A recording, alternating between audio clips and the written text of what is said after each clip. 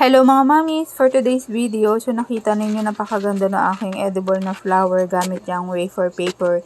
Pag bibili kayo, yung 0.35 mm lang, wag yung wafer card yung bibilhin ninyo, masyadong makapal siya. And mas maganda kasi itong wafer paper na mga nasa 0.35 lang kasi medyo translucent siya. Tapos ito nga pala, ginamitan ko siya ng puncher.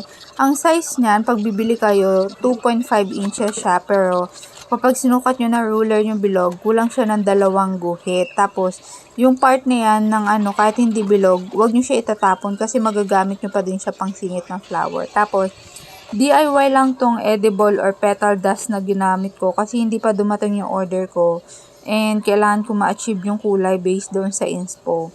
Tapos, pwede nyo siyang gamitan ng brush pero mas maganda kung kakamayin ninyo yung pag-apply ng dusting na ganyan kasi mas nakakalat ninyo yung yung kulay mismo. Kahit sa petal dust mismo, ganun din siya. Medyo hindi siya totally nagkakalat. Mas maganda kapag yung sa kamay ninyo. Pero syempre, kapag nyo na i-apply nyo na maglalagay kayo ng parang deep color, gamitan nyo ng brush.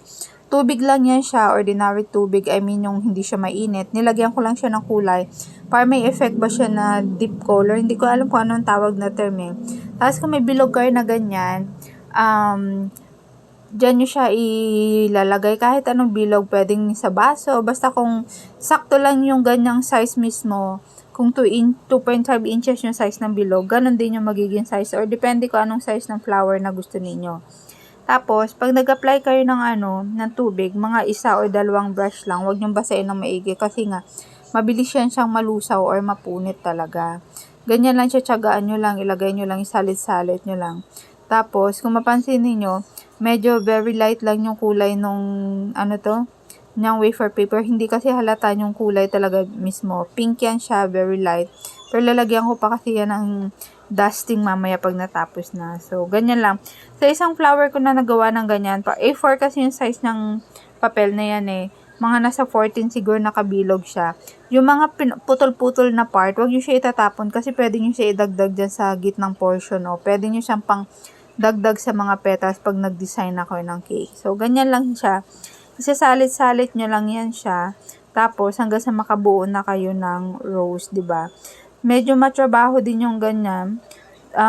Kaya dapat i-advance preparation nyo din siya. Medyo rush order nga to. Sabi ko naku, baka hindi umabot yung yung wafer paper. Mga 4 days before yata. Tsaka lang nag-order si customer. So, buti na lang talaga. Lahat ng mga kinailangan ko is umabot naman siya on time. Tapos, bago ko nga pala ginawa yan, hindi yan siya instant na nagamay ko na kaagad. So, ang dami ko naaksayang papel. Ito, kung makikita ninyo, ang dami kong try out talaga para makuha ko yung tamang size na kailangan ko. Kasi, bumili pa ako ng puncher 2.5 at saka 2 inches yung binili ko.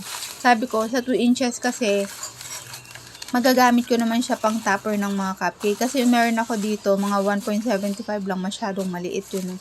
Kung yun yung gagamitin ko para sa flower. So, pag sa mga ganito talaga, kailangan nyo aralin kapag first time ninyo, hindi ninyo siya gamay.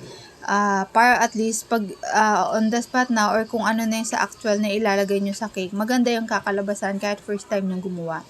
Tapos ito, kung mapapansin ninyo, medyo metallic or may shimmer yung kulay na yan ng red at saka purple. Pinag-combine ko siya para magmukha siyang, hindi ko alam kung anong kulay eh. Basta ganyan, yung combination niya kung ano man yung magiging kakalabasan. Tapos, nilalagyan ko yung doon sa may puno banda. Parang, may effect ba siya? Deep color. Pag tinitigan nyo, something ganun, diba? Pag tumitingin kayo sa rose. Tapos, ito na nga. Ito na yung mga nagawa ko.